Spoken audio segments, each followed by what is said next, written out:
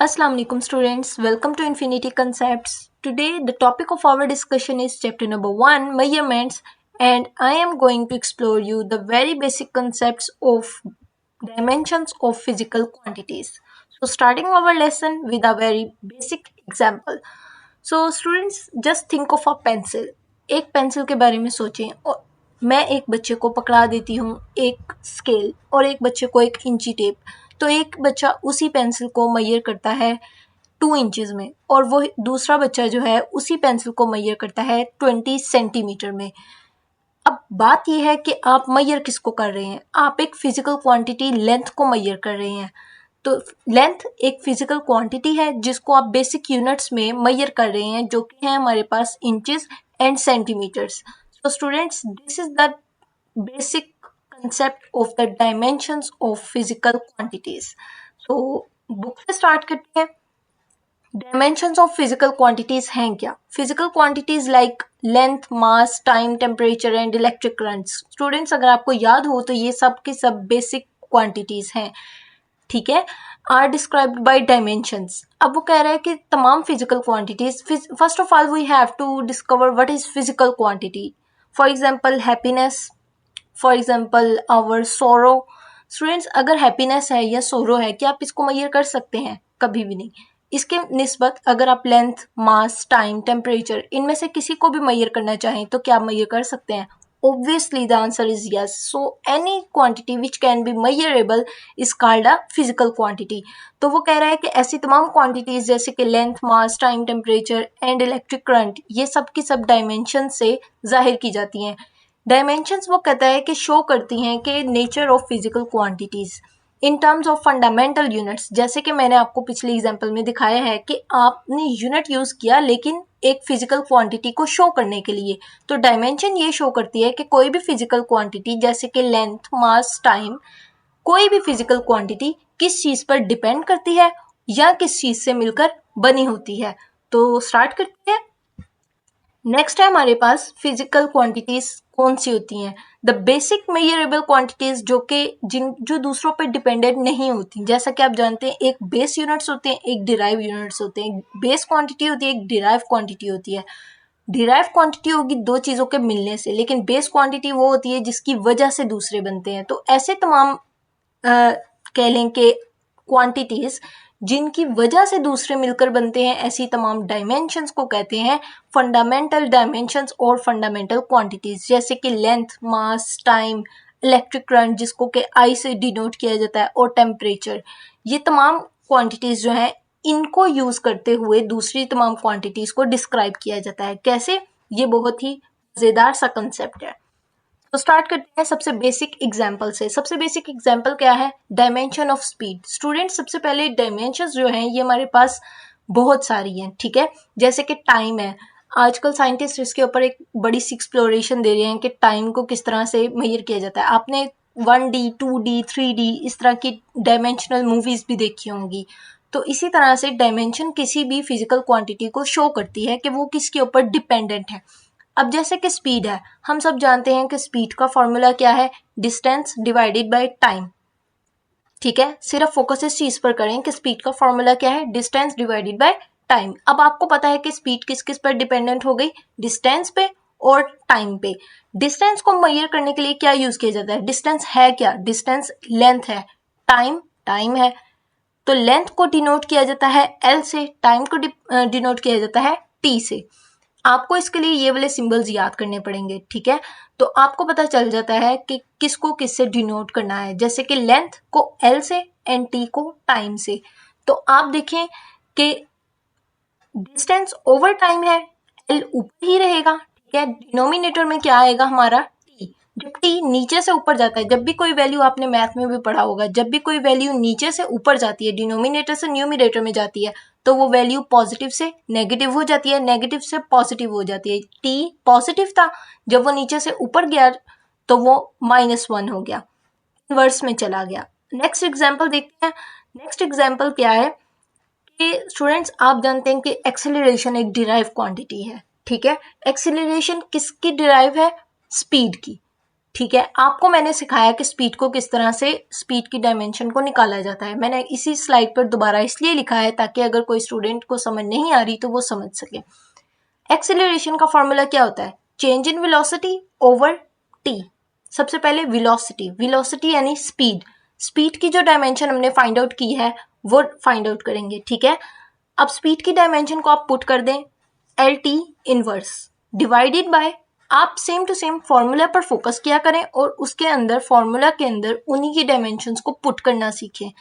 T के अंदर T डाल दें, वी के अंदर वेलोसिटी की जो भी डायमेंशन आपने ऊपर फाइंड आउट की है। अगर आपके पास फाइंड आउट नहीं है, अगर आपको याद नहीं है तो नो प्रॉब्लम, आप स्पीड लिखें, स्पीड का फॉर्मूला लिखें, उसके अंदर सिंपली पुट करें और आपके पास डायमेंशन आ जाएगी। उसके बाद आप देखें L-1 डिवाइडेड बाय टी। जैसे कि मैंने पहले भी बताया कि जो पॉजिटिव में नीचे होती है डिनोमिनेटर में वैल्यू, जब वो ऊपर जाती है तो वो क्या हो जाती है? नेगेटिव। पहले टी +1 था, नीचे में ऊपर गया तो वो -1 हो गया। -1 और -1 ऑब्वियसली -2। ठीक है, तो ये हमारे पास निकल आई एक्सीलरेशन की डायमेंशन।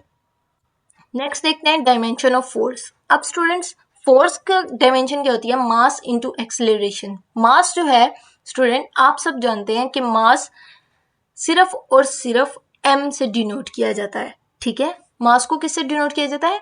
m से। ओके, फर्स्ट ऑफ ऑल आपको पता है कि मास को m से डिनोट किया जाता है और एक्सेलरेशन का फॉर्मूला पीछे मैंने आपको डिराइव करना सिखा दिया। अगर किसी को एक्सेलरेशन का फॉर्मूला नहीं आता, फर्ज करें कि अगर आपको पेपर में आ जाता है कि फोर्स का क्या होगी डायमेंशन, तो आप सिंपल है, आप मास को ले लें m और एक्सेलरेशन निकाल लें। अगर एक्सेलरेशन नहीं आता कोई बात नहीं, डेल्टा v ओवर टी निकालें। ठीक है, जैसे मैंने आपको सिखाया, और उसके बाद मास को एक्सेलरेशन के फॉर्मूले के साथ मल्टीप्लाई करें। कैसे? मास m पुट किया, एक्सेलरेशन क्या पुट किया हमने? L-T-2। ठीक है, अब ये दोनों मल्टीप्लाई हो रहे हैं तो मिलकर एक बन जाएंगे। ये याद रखें कि अगर कोई चीज न्यूमरेटर से डिनोमिनेटर में जा रही है, डिनोमिनेटर से न्यूमरेटर में जा रही है, उसके साथ उसकी पावर्स भी प्लस या फिर माइनस हो जाएंगी। लेकिन जब दो चीजें मल्टीप्लाई होंगी तो दोनों की डायमेंशंस को आप ओनली मिलाकर लिख देंगे। इसका इसके ऊपर कोई फर्क नहीं पड़ेगा। डिवीजन में फर्क पड़ेगा सिर्फ और सिर्फ उसकी पावर्स के ऊपर, लेकिन जब आप मल्टीप्लाई कर रहे होते हैं तो ओनली पावर्स को मिलाकर लिखते हैं। ठीक है, नेक्स्ट देखते हैं होमोजेनिटी ऑफ इक्वेशंस है। ओके स्टूडेंट्स, ये एक बहुत ही मजे का कंसेप्ट है। होमोजेनिटी ऑफ इक्वेशंस होती क्या है? कहता है एक फिजिकल क्वांटिटी तभी करेक्ट होती है। स्टूडेंट, आप इसको कह सकते हैं कि ये एक डायमेंशन का यूज है। डायमेंशंस को यूज किया जाता है ये देखने के लिए कि कोई भी फिजिकल क्वांटिटी अगर दूसरी के ऊपर रिलेट कर रही है, या कोई भी फॉर्मूला अगर फिजिकल क्वांटिटी का निकाला गया है तो क्या वो फॉर्मूला ठीक है। हम इसकी डेफिनेशन पढ़ते हैं ताकि थोड़ी सी और क्लैरिटी हो जाए। A physical equation is correct only if the dimensions on both side are the same. This is called principle of homogeneity. अब वो कह रहा है कि एक फिजिकल क्वांटिटी, एक फिजिकल इक्वेशन तभी क्लियर या फिर करेक्ट तस्वर की जा सकती है जबकि दोनों डायमेंशंस दोनों साइड की इक्वल हों। कैसे? ये आप लोगों को एग्जाम्पल से बहुत अच्छी तरह से समझ आएगा। जैसे कि आपने एक इक्वेशन बहुत ज्यादा पढ़ी होगी 9th क्लास में भी, ठीक है, और अभी भी आप लोगों ने पढ़ी होगी, S is equals to VT plus 1/2 AT का स्क्वायर। अब देखें, एक इक्वेशन में आप जानते हैं एक तरफ लेफ्ट साइड होता है और एक तरफ राइट हैंड साइड, यानी इक्वल का एक पोर्शन एक काउंट होता है और दूसरा पोर्शन दूसरा काउंट होता है। अगर हम S को लेते हैं तो S क्या है? डिस्प्लेसमेंट, यानी कि डिस्टेंस, यानी कि मूवमेंट एक जगह से दूसरी जगह की। तो मूवमेंट किस चीज में होती है? लेंथ में होती है। ऑब्वियसली आप कभी भी सफर करेंगे तो आप लेंथ में ही सफर करेंगे ना। अगर आप कहते हैं कि मैंने इतने किलोमीटर या इतने मीटर सफर किया, तो वो किलोमीटर या मीटर क्या है? लेंथ है आपकी। इसी तरह से अब आप इक्वेशन की दूसरी साइड पर आ जाएं जो कि इज इक्वल की दूसरी साइड है। इक्वेशन की दूसरी साइड ये है कि VT प्लस 1/2 AT का स्क्वायर। ठीक है, इतनी बात को याद रखें। अब देखें, VT और AT का स्क्वायर, ठीक है, प्लस ने इन दोनों को अलग अलग कर दिया, प्लस ने एक ही इक्वेशन को कट कर दिया। ठीक है, आप कट करके इजीली उसको देख सकते हैं। कैसे? V है और T है, ठीक है, v की वेलोसिटी, मैंने आप लोगों को डायमेंशन निकालनी सिखाई है कि वेलोसिटी की किस तरह से डायमेंशन निकालते हैं, l divided by T. l divided by T को जब आप डायमेंशन में निकालेंगे तो एल टी इनवर्स आएगा, ये मैं आपको पहले बता चुकी हूँ। अब टी है, टी की क्या है, टाइम की आपको पता है डायमेंशन टी होती है, कैपिटल टी, ठीक है। वी टी आप निकालना चाहते हैं, वी की वैल्यू को पुट करें, मल्टीप्लाई बाय, क्यों, क्योंकि v के साथ t मल्टीप्लाई हो रहा है तो इनकी डायमेंशंस भी मल्टीप्लाई होंगी। ये याद रहे कि फॉर्मूले में अगर दो वैल्यूज, दो क्वांटिटीज डिवाइड हो रही हैं तो उनकी डायमेंशंस डिवाइड होंगी, अगर वो दोनों मल्टीप्लाई हो रही हैं तो वो मल्टीप्लाई होंगी, ठीक है। आप देखेंगे फॉर्मूले में v और t मल्टीप्लाई हो रहे हैं, इसलिए इन दोनों की डायमेंशंस को मल्टीप्लाई किया जाएगा, ठीक है। l वैसे का वैसे ही रहेगा, t -1 में था। और जब भी आपको पता है कि मैथ्स का ये रूल होता है, मैथ्स और फिजिक्स बहुत ज़्यादा रिलेटेड होते हैं स्टूडेंट्स। मैथ्स का रूल होता है कि अगर आप दो क्वांटिटीज़ हैं जिनके ऊपर पावर है, दो ऐसी वैल्यूज़ हैं जिनके ऊपर पावर है, अगर वो डिवाइड में है तो वो इन्वर्स हो जाती हैं, यानी अगर पॉजिटिव है वो नेगेटिव हो जाएगी, नेगेटिव है तो वो पॉजिटिव हो जाएगी। लेकिन जब दो चीज़ें मल्टीप्लाई होती हैं तो उनकी पावर जो है वो प्लस होती है, पावर्स प्लस होती हैं। अगर क्वांटिटी सेम हो तो पावर प्लस होती है, जैसे कि t -1 है, ऐसे ही t 1 है, तो -1 और 1 दोनों प्लस होंगे, -1 और +1 दोनों कैंसल आउट होंगे, 0 हो जाएंगे। आपको पता है कि जब भी किसी चीज की वैल्यू पावर 0 हो जाती है वो 1 हो जाता है, यानी कोई भी वैल्यू जिसकी की पावर 0 हो वो क्या काउंट होगा, 1। ओनली हमारे पास आंसर क्या बचा, l। अब देखें vt का आंसर आपके पास l आ चुका है, ठीक है। अब इक्वेशन की दूसरी साइड पे ही आप देखें प्लस के साइड वाली टर्म को, ठीक है। 1/2 को बाहर निकाल दें। फिल वक्त हमें सिर्फ और सिर्फ ये देखना है कि जिनके ऊपर ये डिपेंडेंट है क्या वो चीजें उसको ही डिफाइन कर सकते हैं, क्या वाकई ही एस इन्हीं दोनों चीजों के ऊपर डिपेंडेंट है, सिर्फ हमें ये देखना है। 1/2 क्यों गया, इसको मैं अभी आपको लोगों को एक्सप्लेन करूंगी आगे, ठीक है। आप AT² को देखें, ए क्या है, एक्सेलरेशन। एक्सेलरेशन का फॉर्मूला अगर नहीं आ रहा, एक्सेलरेशन नहीं आ रही है आपको डिराइव करनी डायमेंशन, तो आप जैसे मैंने आपको पहले सिखाया वैसे आप लोग निकाल सकते हैं। टी का स्क्वायर है, ठीक है, एक्सेलरेशन की डायमेंशन पुट करें, टी का स्क्वायर है तो कैपिटल टी होता है और उसके ऊपर उसका स्क्वायर, क्योंकि टी का स्क्वायर है, ठीक है। तो वैल्यू को फॉर्मूले के मुताबिक आप निकाल लें उसकी डायमेंशंस। अब AT² है, ए की डायमेंशन लिखें, टी की डायमेंशन लिखें, दोनों को मिला दें। जैसे मैंने ऊपर बताया कि मल्टीप्लाई होती हैं तो उनकी जो पावर्स हैं, जो भी सेम क्वांटिटी होगी उसकी पावर जो है वो प्लस होगी। पहले वाले में LT -2 जो ए की है, एक्सेलरेशन का डिमेंशन जो है T -2, उसके साथ जो टाइम की डायमेंशन है T की स्क्वायर वो प्लस होगी, -2 एंड +2, जैसे ऊपर था -1 एंड +1, इसी तरह -2 एंड +2 ये दोनों कैंसिल आउट होंगी, T की पावर 0 होगी। अब आपको फिर पता है अगेन कोई भी वैल्यू जिसके ऊपर 0 हो वो हो जाती है 1, तो हमारे पास अगेन डायमेंशन क्या बची, 1। 1/2 की कोई डायमेंशन नहीं होती, क्यों, क्योंकि कोई भी कांस्टेंट जो है उसकी कोई भी डायमेंशन नहीं होती। फिजिक्स के अंदर किसी भी कांस्टेंट की कोई डायमेंशन नहीं होती, ठीक है। इसको कंबाइन करें, लेफ्ट हैंड साइड पे ही हम देख रहे थे ना, vt प्लस 1/2 AT का स्क्वायर, ठीक है, ये थी ना हमारी राइट हैंड साइड। तो हमने vt की क्या वैल्यू निकाली, l, और AT² की क्या वैल्यू निकाली, l। जब दोनों साइड पे एक जैसा l आ जाए और बीच में प्लस हो तो इसका मतलब ये नहीं है कि आपने उसको 2l बना देना है, नो, आप ओनली चेक कर रहे हैं, इस वजह से ये सिर्फ और सिर्फ l बनेगी, ठीक है।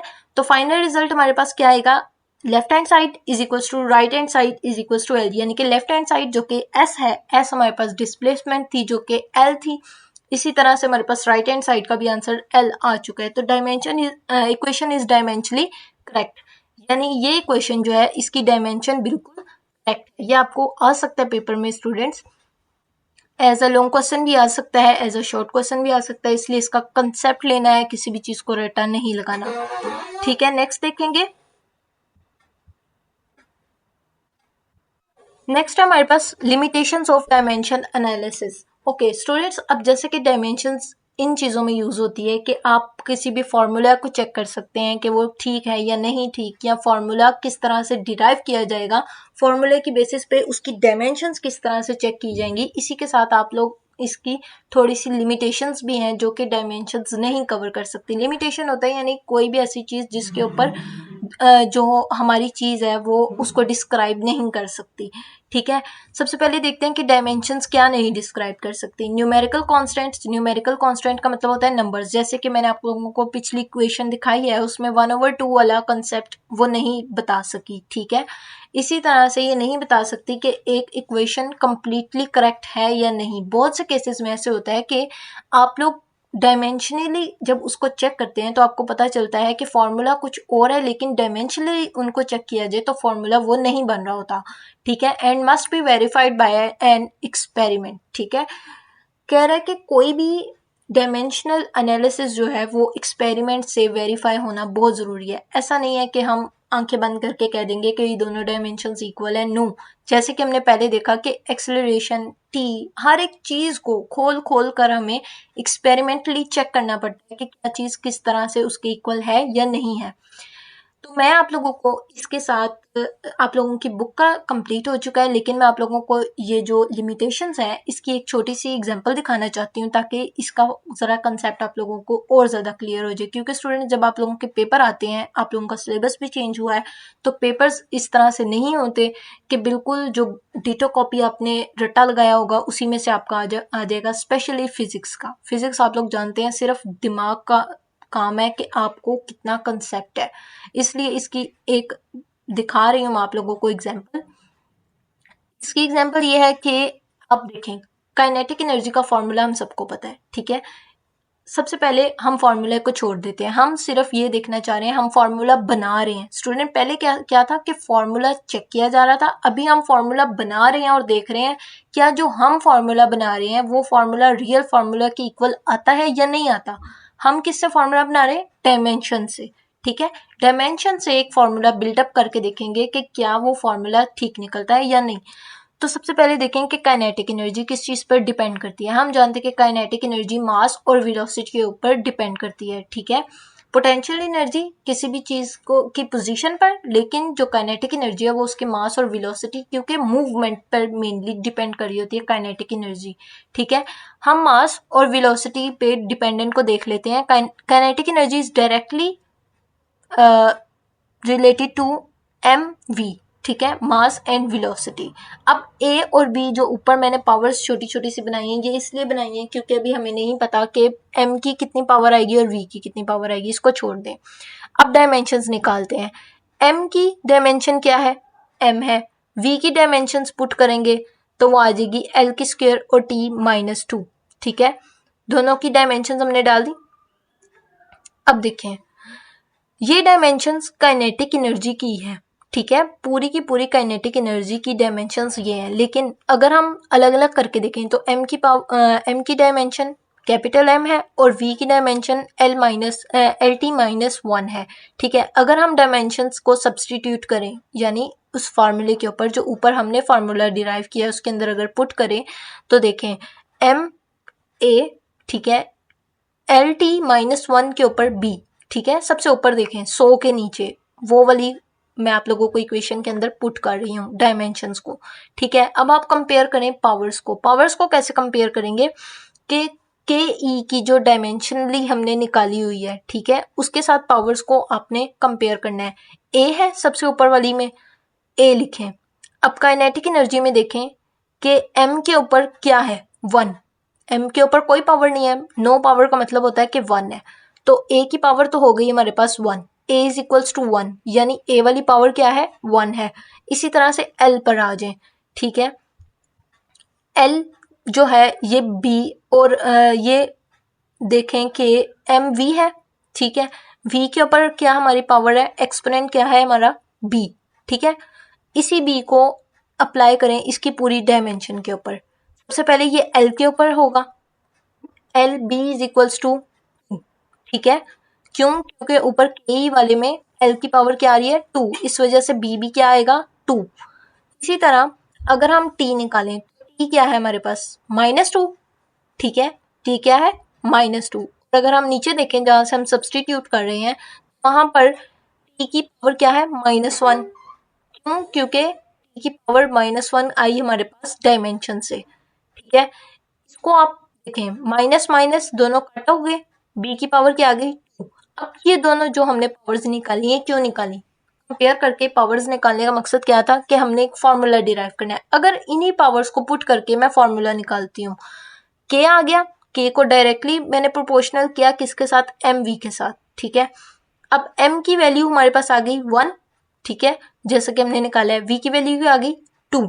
लेकिन जब हम एक्सपेरिमेंटली फिजिक्स के अंदर चेक करते हैं तो हमारा एक्सपेरिमेंट ये नहीं कहता कि m is directly proportional to mv square, बल्कि हमारा फॉर्मूला कहता है k is equals to 1/2 mv square. अब 1/2 कहाँ से आया? क्या ये डायमेंशन आपको बता सकेगी कि 1/2 कहाँ से आया? यही इसकी लिमिटेशन है कि डायमेंशन हमें नहीं बता सकती कि 1/2 कहाँ से आया, ये हाफ क्यों है, ये हाफ क्यों नहीं है। Dimension analysis gave mv square but could not give the constant 1/2. This shows the limitation of dimensional analysis. So students, इसके साथ ही मुझे दें आप इजाज़त। मैं इसकी एक नेक्स्ट एग्जांपल जो है वो अपनी नेक्स्ट वीडियो में डाल दूंगी, जो कि है 1.4 डायमेंशनल एनालिसिस की ही एक एग्जांपल है। वो एक आप लोगों को लॉन्ग क्वेश्चन भी आ सकता है। So stay tune on my channel for more videos. Please subscribe and like and share, and any query you can ask me on comment section, I will reply you. Allah हाफिज़।